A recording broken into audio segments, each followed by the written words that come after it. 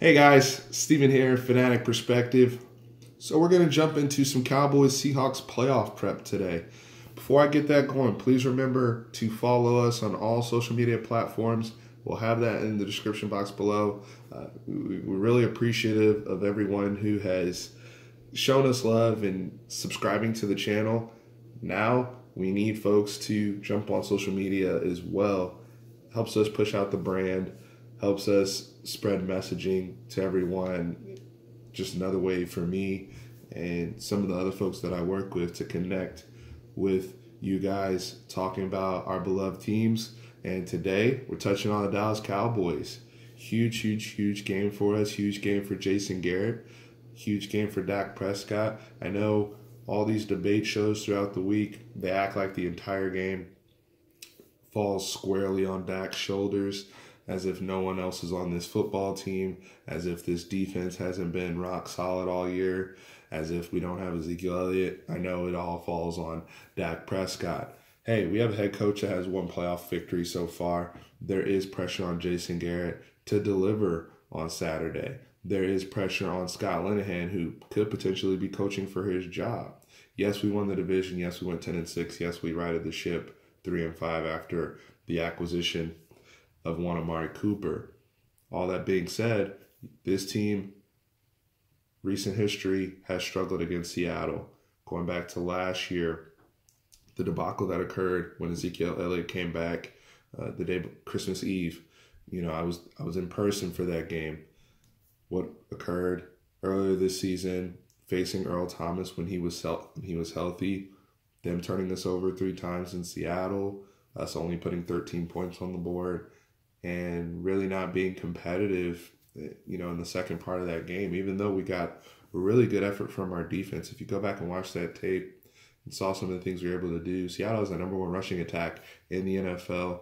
Yes, Chris Carson did have over 100 yards, but 32 carries, holding their team as a whole 2.9 yards a carry. That's something that I think we can replicate in Saturday's game. But going back to the big picture, Jason Garrett, I do like the fact, and I think he is self-aware of what is the narrative and what he needs to accomplish.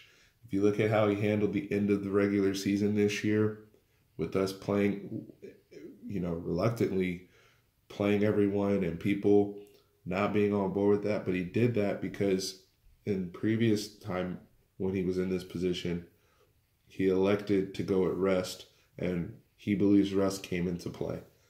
Now we're coming in. We spent last week in a very competitive game, getting reps, and now we can come in feeling sharp, feeling like we have some momentum, finishing the year. I think getting the win was important to Jason Garrett because he's like, look, and this is where I will give the Cowboys the benefit of the doubt. For these people on these debate shows and these channels saying Cowboys are the worst team in the playoffs, first of all, that's clickbait, number 1.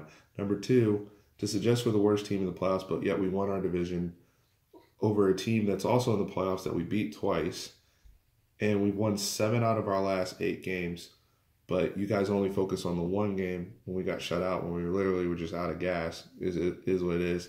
But they've righted the ship the last 2 weeks, 7 out of their last 8. How many teams in the league can say that? So this suggestion that we're going to be one and done because that's what we've always been, this is an opportunity for Jason Garrett to dispel that stuff, put it behind us, even within our own fan base. I know there's doubt. I have my doubts with Jason Garrett. Now, where I don't have my doubts is with Dak Prescott. I think Dak Prescott's going to play very well. Do I need Dak Prescott to outplay Russell Wilson? No. Russell Wilson is a phenomenal quarterback. He's obviously been developed and has won a lot of big games, and he's a big game guy. He's a magician in and out of the pocket.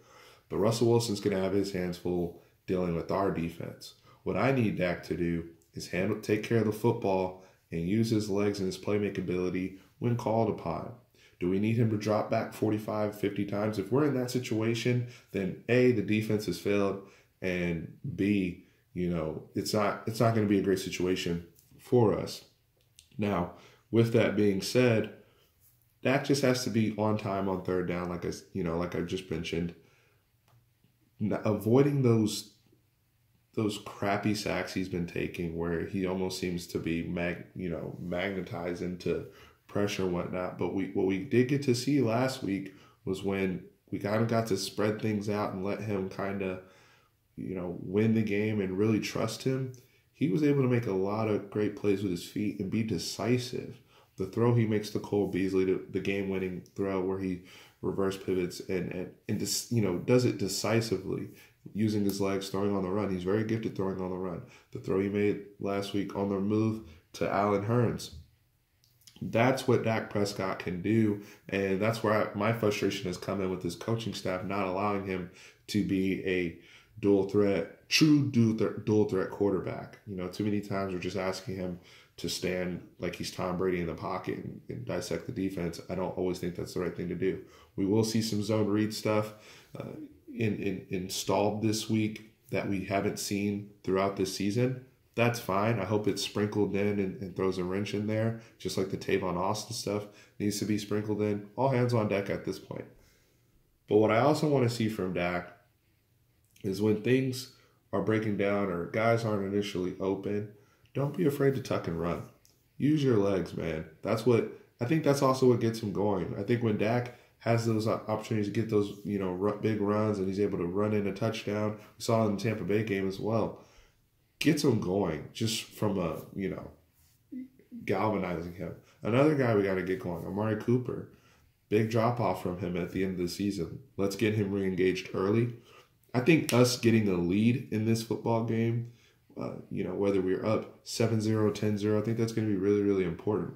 One of the things that affected us in 2016 when we played Green Bay was Aaron Rodgers came out on fire and blew the doors off of our defense so early where we got in such a big hole. Now, Dak Prescott never gets enough credit for this. He got us back in that game and went throw for throw with Aaron down the stretch. But getting off to a lead will also help this defense against Russell Wilson because now, hey, we get them more obvious pass situations where we can pin our ears back against their questionable offensive line. There's a lot of matchup advantages we're going to have. I like Randy Gregory's matchup. I like DeMarcus Lawrence's matchup on that right tackle, Jermaine Frady.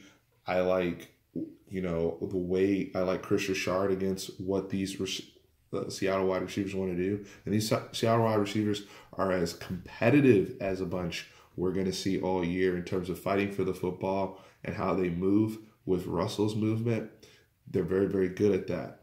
But with our linebacker play, speed and whatnot, I think we'll be able to keep really good contain. I think we're going to mix in some A-gap blitzes with Jalen Smith, really blowing up, putting Seattle in some negative plays. We were able to do some of that stuff when we played them early in the season. The game just got away from us with silly penalties, silly mistakes, things we got to cut down on. I know some people are even worried about, hey, Connor Williams is back in there at left guard. What's that going to look like? Guys, Connor Williams has been playing the last month, whether it's plugging in for Zach Martin and all these guys. I'm not overtly concerned about that. Will there be plays where you might see a little bit of drop-off from Sure. But overall, I like what I'm going to get from my offensive line. Guys coming back, Ezekiel Elliott coming back. And again, when we played Seattle before, we didn't have Amari Cooper, and we weren't at the point where we were even really leveraging Zeke in the passing game the way we've been leveraging him the last 8 games of the season. So I'm excited to see all these things play out. I'm excited for the opportunity for Jason Garrett. I'm excited for Scott Linehan. If you want to, ultimately keep your job or avoid us from looking in another direction, here's the opportunity. Dak Prescott, pressure's always on Dak. So, at this point, it's just another week as far as I'm concerned for him. So, overall, I like the Cowboys in this game. I think I've had a very positive tone about this because I felt good about this all week. I really have. And us knowing as well for quite a while that we, think the way cards are going to play out, we were going to play Seattle. So, I feel really great about this, guys. I'm going to pick the Cowboys to win. I think we're going to put 31 points on the board. I'm going to have us 31-23 over the Seattle. I think we're going to play very, very well. I think the defense might even get a couple turnovers and just generate some things, making some plays. We've been lights out at home all year, 7-1 at home. I think this is a great opportunity for the youngest team in the playoffs, but a team where we are built the right way. We play defense, we run the football, those things travel. Looking forward to you guys' thoughts. Like I said, please hit us up, follow us on the social medias, platforms. We're going to be tweeting and putting out stuff all weekend during the games. Excited to watch with you guys and excited to jump on and provide feedback after the Cowboys game. Appreciate you guys. Over and out.